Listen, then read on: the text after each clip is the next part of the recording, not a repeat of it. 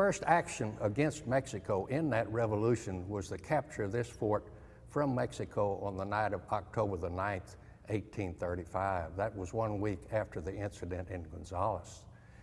The first Texas Declaration of Independence for Mexico was signed in this chapel on the altar on December the 20th, 1835. That is when the Goliad flag flew here. This is also, of course, is a location of the Goliad massacre. Colonel Fannin was a commander of this fort from late February on, and he was sent here to fortify the fort. He received word that the Alamo had fallen. On March, he received that word in early March after the Alamo had fallen. Shortly after that, Sam Houston sent word here to him to abandon the fort and to pull back to the Guadalupe River near Victoria.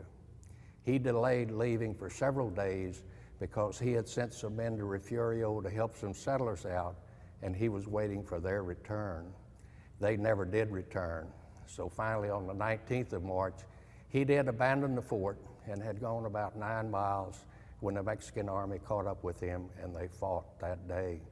The next day, General Urrea had arrived and had them all surrounded with his cannon in place. So Colonel Fannin surrendered.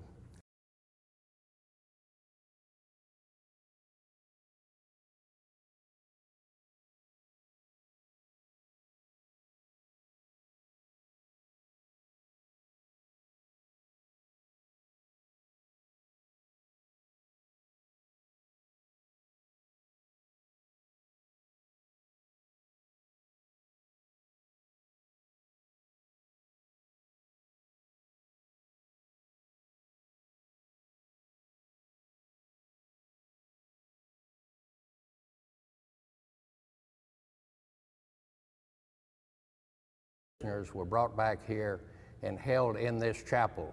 There were about 300 of them held in here for 1 week, and you can imagine what that was like. They were brought here and held here, but after a few days, they were permitted to go into the compound under very heavy guard. The conditions were very, very bad in here.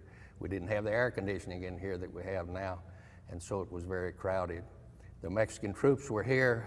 They were under Colonel Portilla, was the commanding officer of the Mexican troops here, and he had them under heavy guard on the against the north wall of the Presidio. He received word from Santa Ana on the evening of March the 27th, and the next morning, the Texans were all told, gather up your things, you're going. Now, they thought they were going to the port of Copano, but as they went out of the gates of the fort, they were divided into 3 groups, taken in 3 different directions, told 3 different stories, and when they got about 3/4 of a mile from the fort, they were shot. Those who were not shot were either bayoneted or lanced to death. The soldiers came back to the fort and took the wounded out into the middle of the compound, and that is where they were killed. Colonel Fannin was saved until last. He was taken outside the doors to the chapel. He was seated in a chair because of his leg wound. He made 3 requests. One, that he be shot in the heart and not the face. The second, that his personal possessions be sent to his family. And the third, that he be given a Christian burial. He was shot in the face. The soldiers took his personal possessions, and his body was burned along with many of the other bodies, which was the same thing that happened to those men who died at the Alamo.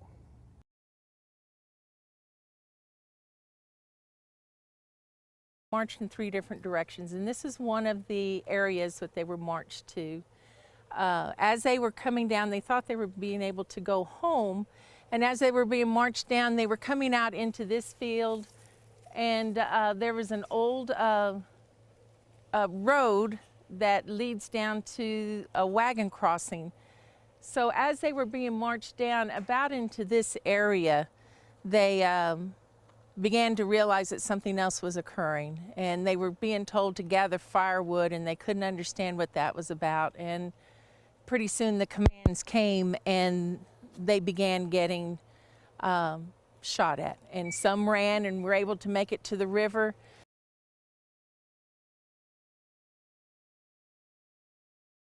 The buttons and the rifle barrels and coins and all these tokens, it just, as the land was able to talk to us and show us what was going on, what went on here,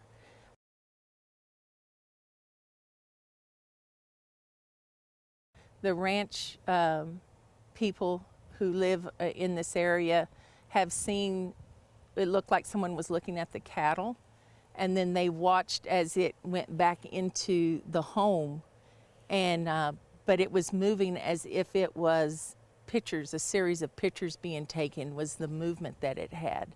And they just thought it was a man standing there watching the cattle.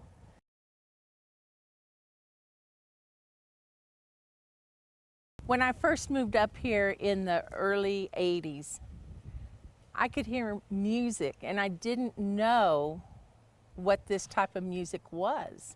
And it wasn't until I attended the first reenactment, which I believe is now in its 26th year. And so it's coinciding. My father was one of the ones who helped begin and organize and start this, and allowing them to come down here to the property on the second half of the reenactment. But when I went to the first reenactment, I realized I was hearing the music of the dulcimer. And I didn't even know what that was. And I just remember when I walked into the quadrangle and I heard that music, I just can't tell you the relief. Like, it's true, there's really something that plays this music.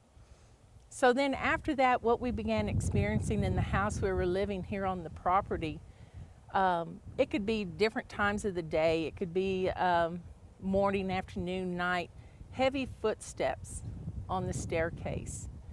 And heavy boots. And later on, as my niece became older, she let us know that she had seen in the upstairs window looking out. We were outside, she was outside playing. It was a soldier looking out the window. And we've had so many instances where inside the home, if you were downstairs, you heard the boots upstairs in the walking. So it wasn't just us, it was educators who came and stayed there, and we wouldn't tell them anything. And the next day, everyone who stayed in the house told the same story. So here, just a few years ago, about 3 years ago, I came across a couple and in conversation found out that she was a medium, and didn't tell them, just asked them if they would like to come down here.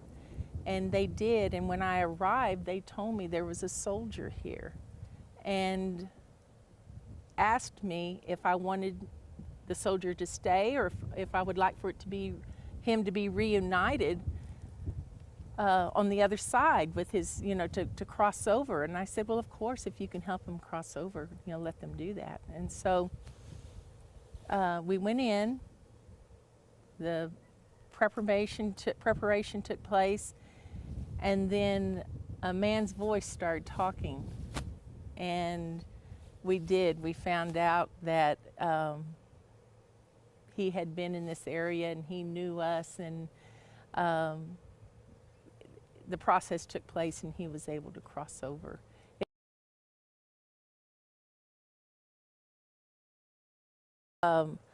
One morning when the electricity went out because of a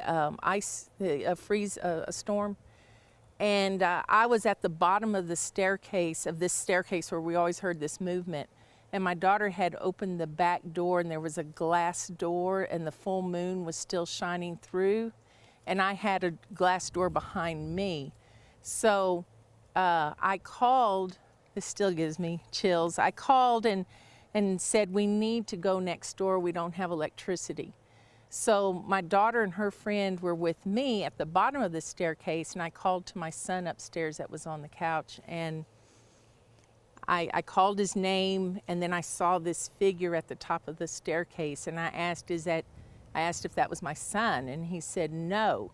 And then these heavy boots started coming down the stairs. Now when I saw the silhouette at the top of the stairs, I saw kind of a silver little flashes on it, but heavy boots were coming down the stairs, and then my son was running down the stairs, and just my son got to me, and then we left.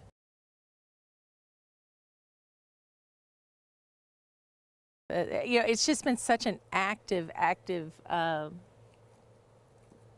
area, and if you come down here, you feel that. You know, there's once you sit and you're quiet, you'll notice there's definitely something going, something's here. Now, what happened at the Battle of San Jacinto may have not turned out the way that it did if it were not for what Santa Anna had done here, because more men and money poured into the Texas Revolution than would have otherwise happened. And so that is why the Texans were so decisive in their defeat of Santa Anna at the Battle of San Jacinto.